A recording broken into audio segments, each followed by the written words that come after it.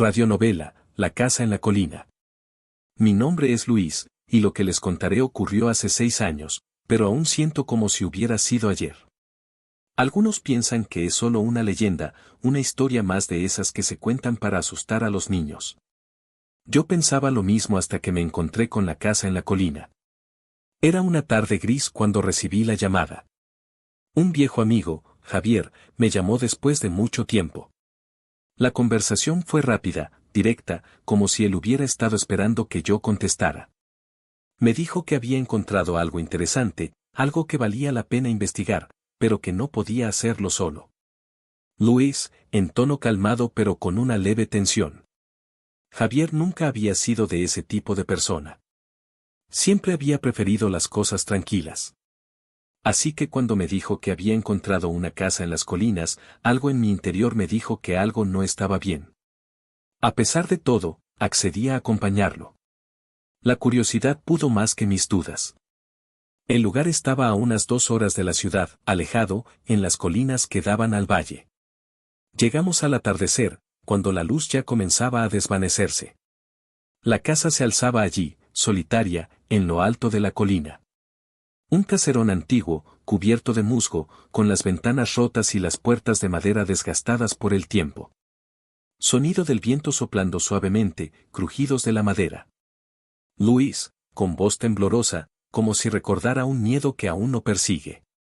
Cuando la vi por primera vez, una sensación extraña recorrió mi espalda. No era solo la vieja fachada, era el aire, el silencio que rodeaba la casa. Como si algo la vigilara desde las sombras. Javier, sin embargo, parecía emocionado. Decía que había oído historias sobre esa casa, historias de riquezas perdidas y secretos olvidados. Pero yo sentía que algo más acechaba allí. Entramos sin pensarlo mucho, como si el destino ya nos hubiera empujado hacia allí. Al principio, todo parecía tranquilo. El aire estaba viciado, el polvo cubría cada rincón, pero lo que más llamaba la atención era el reloj antiguo en la pared del hall. Un reloj de pie, grande, con una esfera dorada y números romanos. Sin embargo, estaba parado. El minutero y el segundero apuntaban a las 11:11, como si el tiempo se hubiera detenido. Sonido del viento, acompañado de un leve tic-tac en el fondo. Luis, más tenso, como si reviviera esa sensación. Me acerqué al reloj y, de alguna manera, sentí que algo no estaba bien. Javier me decía que simplemente era un reloj viejo, pero, cuando lo miraba, sentía que no debía estar ahí.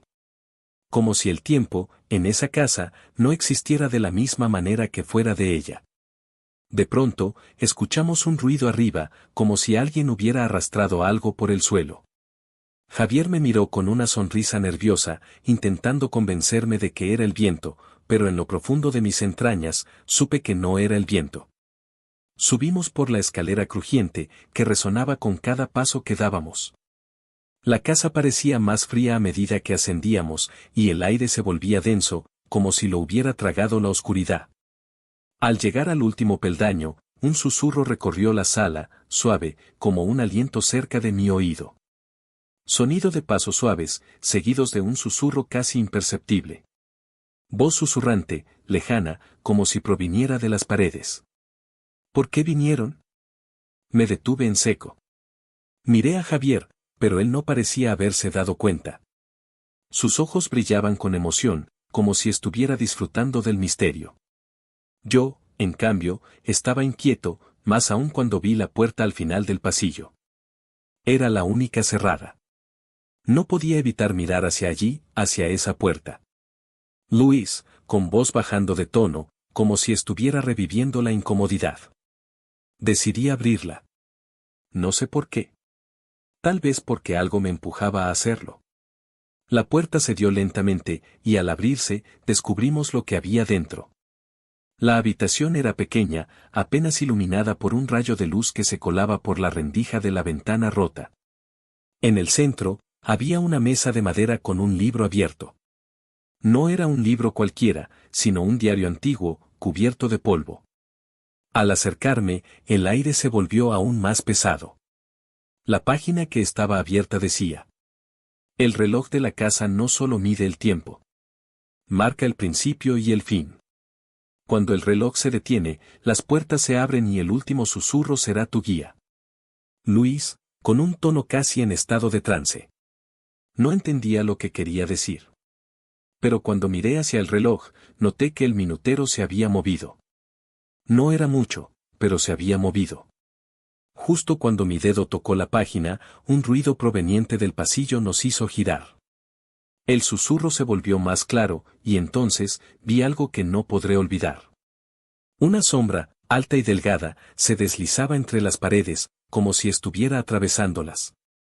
Sus ojos, dos manchas brillantes en la oscuridad, se fijaron en mí. No era humano. No podía serlo. Mi corazón se aceleró y, sin pensarlo, corrí hacia la salida, jalando a Javier, que parecía completamente fuera de sí, hipnotizado por la figura.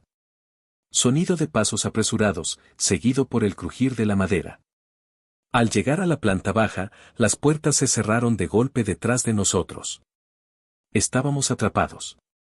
El reloj comenzó a sonar, pero no con el sonido de un reloj común. Era un sonido profundo, macabro, como si un ser invisible estuviera contando el tiempo, esperando. Fue entonces cuando la figura apareció en la entrada, sus ojos fijos en nosotros. La puerta se abrió sola. Sonido del reloj marcando un tic-tac pesado y siniestro. Luis, con voz tensa y baja. Nunca entendí qué era aquella cosa, ni qué quería. Pero sabía que no estábamos solos. No estábamos solos en esa casa. Los susurros, los ecos del tiempo, todo tenía un propósito. Y cuando, finalmente, logramos salir de allí, supe que algo nos había seguido. Algo que no podía explicarse. Algo que seguía acechando. Los relojes, al final, siempre marcan el fin de algo. Y la casa en la colina, nunca olvida. Fin.